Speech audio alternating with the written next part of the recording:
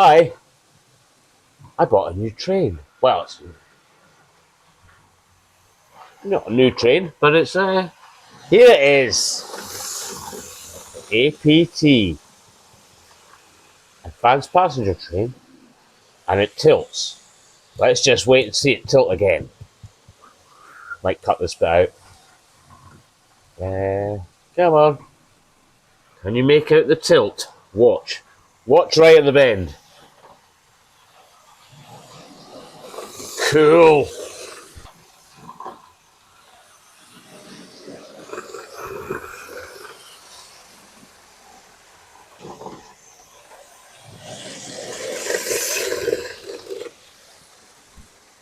So here it is up close and personal, and can you see the tilt there? This is flat as possible. Yeah, it is actually very noticeable, but it's difficult to film. Anyway, lovely. Now, it has this horrible pantograph. It's not switched, so it's never meant to work or anything, but one of my thoughts was to see if I could make it work, but that's for another day, because I say it's a really horrible mechanism. Well, I've already broken it, but even if it did, it springs up, and this bit here hits any wire you may have before the bit that's supposed to. Anyway, what it is an exceptional candidate for coach lighting. Because, look, you've got this massive hidden bit here.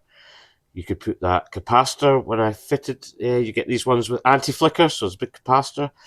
And sometimes the trick is to hide it. What it does have is headlights. I've maybe stopped this in a silly place next to that tree, but we'll give it another wee go and maybe pick up the lights. Oh, you've got them. Got them there, right? So I'm not lying.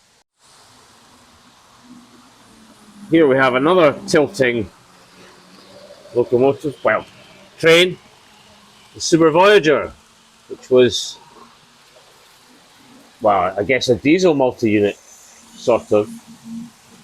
Ooh.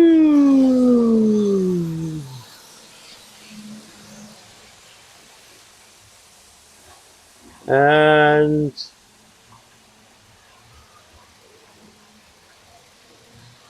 woo.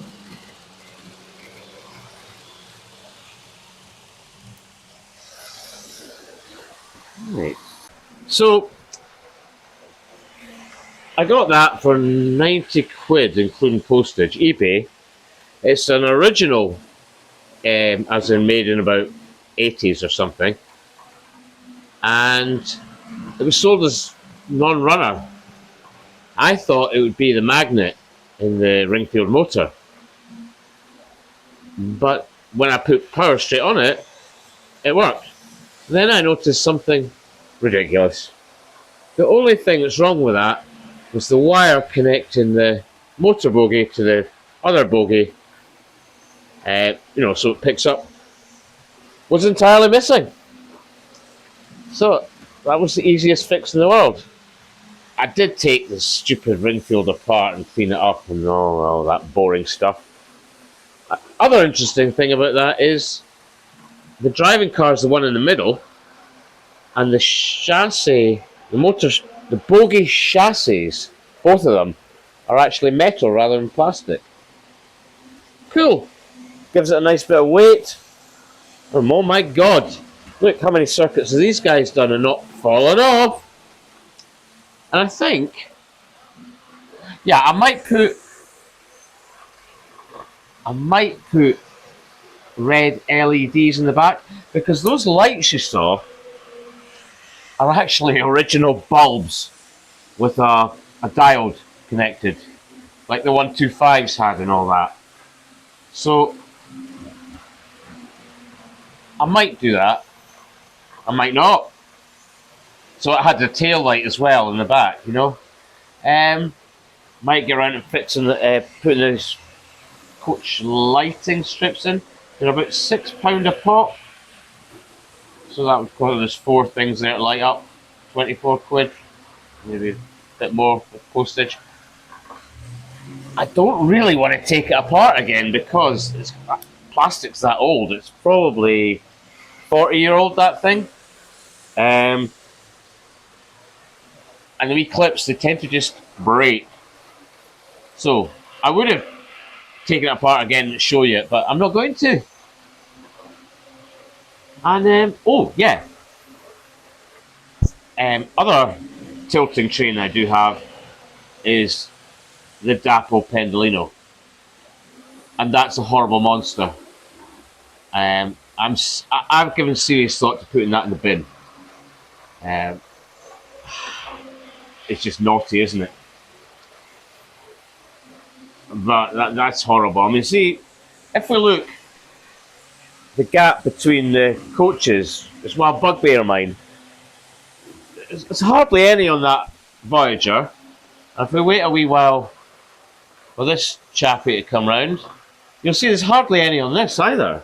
Hopefully you can make it out, so I can't be bothered moving the camera. But it's pretty good, there's hardly any. That bloody Pendolino from Dapple.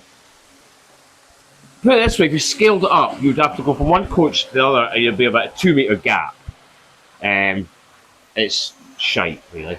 Anyway, that's about all I'm going to say about this just now. See you later.